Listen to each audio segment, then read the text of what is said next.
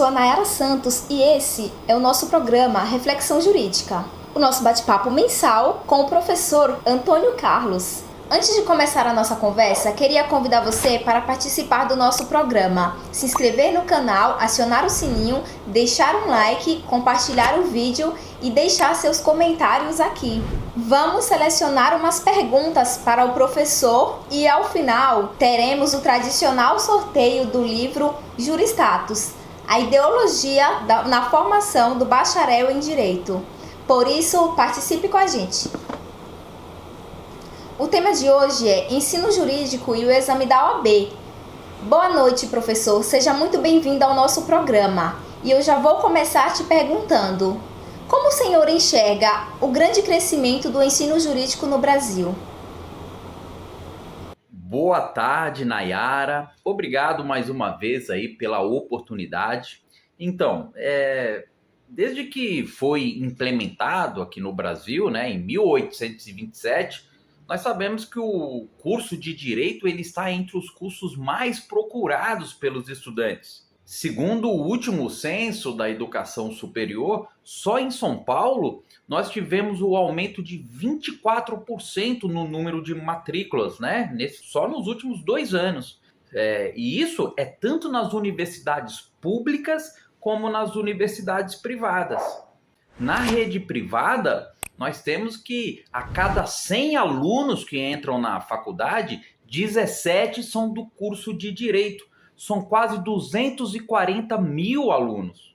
E vale lembrar, né, que o Brasil é o país com o maior número de faculdades de direito do mundo, mais do que todos os outros países do mundo juntos. Só para você ter uma ideia, em 2021, nós registramos a marca de mais de 1.750 instituições de ensino jurídico.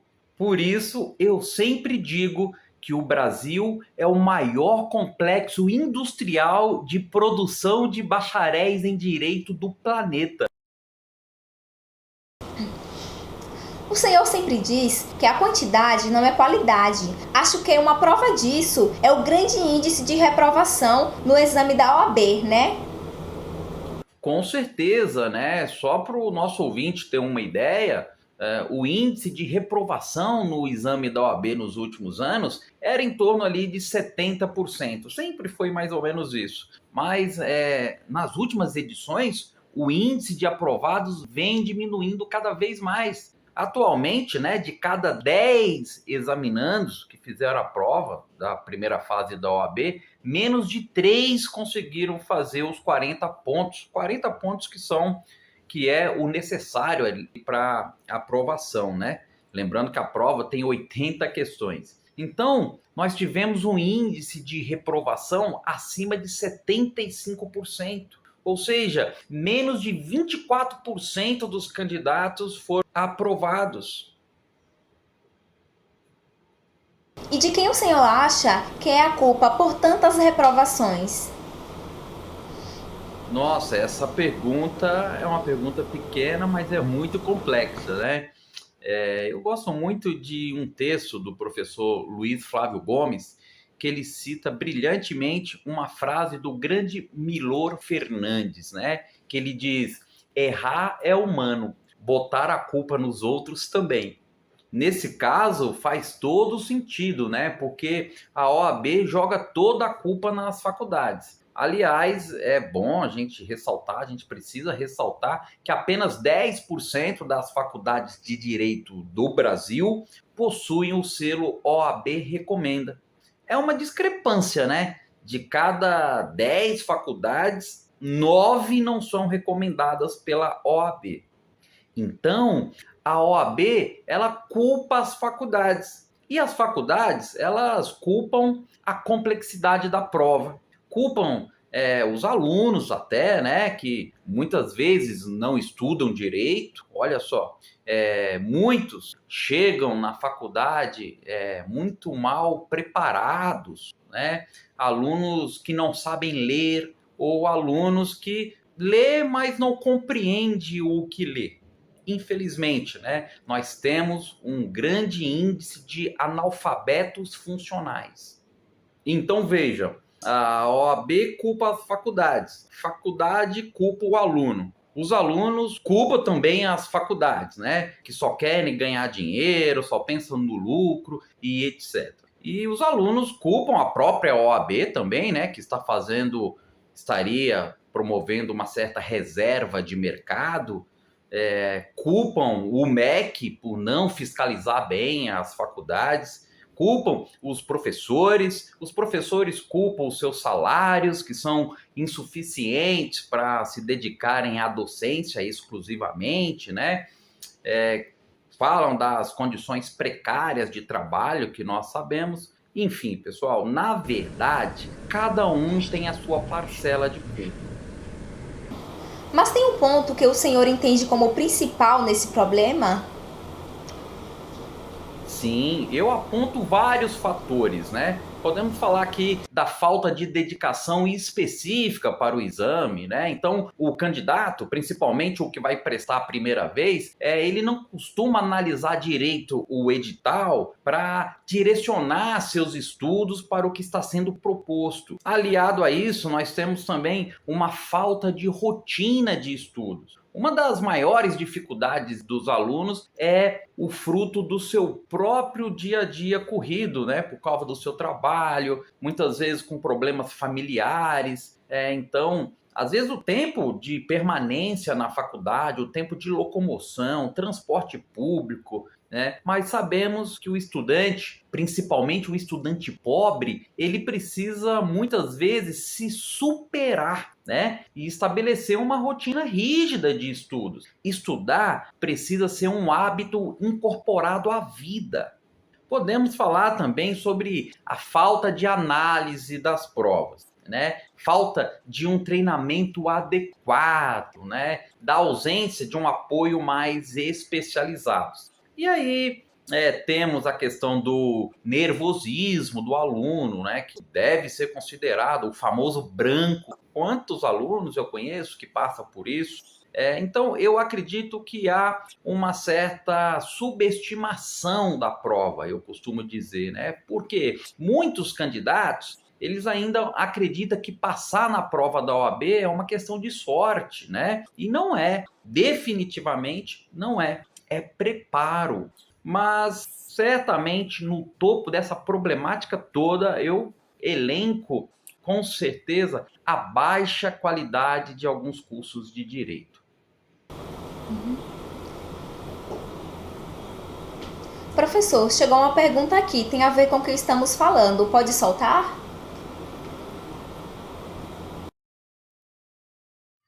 Boa noite, professor. Meu nome é Thaís, eu fui sua aluna no curso de Direito e, ultimamente, eu tenho visto um movimento pedindo o fim da prova da OAB e eu queria saber a opinião do senhor sobre isso. O senhor acha necessário o exame da OAB depois da faculdade? Obrigado pela pergunta. Então, né, eu tenho severas críticas ao exame da OAB, todo mundo sabe disso, mas eu sou do time que, se está ruim com o exame da OAB, sem ele seria muito pior, né? Eu brinco com os meus alunos que se com o exame da OAB tem tantos advogados ruins por aí, imagina sem o exame da OAB. E, brincadeiras à parte, né? Eu acredito que nós precisamos entender que o exame ele não significa que a OAB esteja chancelando plenamente a atuação daquele advogado aprovado. Não é isso. Mas acredito que ela está afirmando que ele tem condições mínimas de atuar no mercado de trabalho. Como professor de direito, eu acho a prova uma prova trabalhosa, mas ela é relativamente fácil. É que o candidato precisa ter um mínimo de conhecimentos gerais, né? Ele precisa ter um mínimo de conhecimento e ele precisa estar tranquilo no dia do exame. O problema é que a maioria não sabe o mínimo.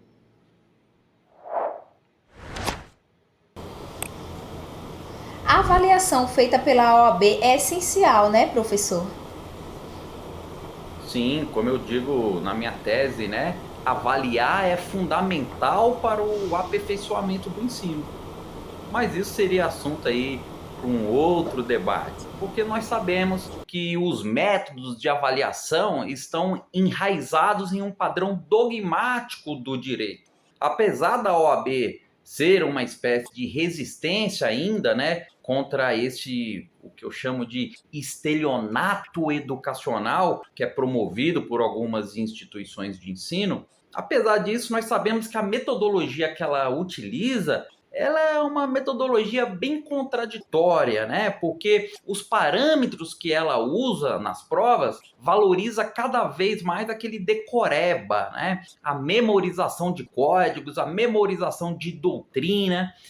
Numa sociedade nessa nossa sociedade tão injusta, uma sociedade tão desigual, eu acho que ao invés da memorização, ela podia dar mais ênfase para a reflexão, ou seja, avaliar se o curso está formando profissionais conscientes de seu papel na sociedade, avaliar se as universidades, se os cursos estão preparando pessoas comprometidas com a cidadania, né? Com os valores humanos, com a defesa do Estado democrático de direito. Importante a parte técnica, óbvio, mas é importante também essa formação humana. Professor, temos mais uma pergunta aqui. É a participação de um ouvinte. Podemos ouvir? Boa noite, professor Antônio. Meu nome é Laís, sou sua aluna de Direito na Faculdade Van Gogh. E a minha pergunta para o senhor no começo do vídeo, o senhor fala sobre o crescimento dos cursos de Direito no Brasil. Quando exatamente começou esse processo de expansão do curso? Tá. Então, a expansão ela foi iniciada ainda durante a ditadura militar, né? E foi aprofundada a partir do final dos anos 90. A partir dos anos 90, então, o Brasil, ali no início da redemocratização, houve uma grande demanda de vagas, né, que podemos dizer que foi o boom das instituições privadas de ensino superior. Foi o início daquele projeto neoliberal de mercantilização e concentração em grandes conglomerados atraídos ali por subsídios públicos. A partir dos anos 2000, nós vimos o surgimento de grandes prédios, instalações confortáveis, com grandes logomarcas, né? Onde milhares de estudantes confirmam a contradição que os dados do Censo da Educação Superior indicam ano após ano, né? A hegemonia do setor privado em relação ao público. Mas eu acho que isso seria tema talvez para um próximo bate-papo.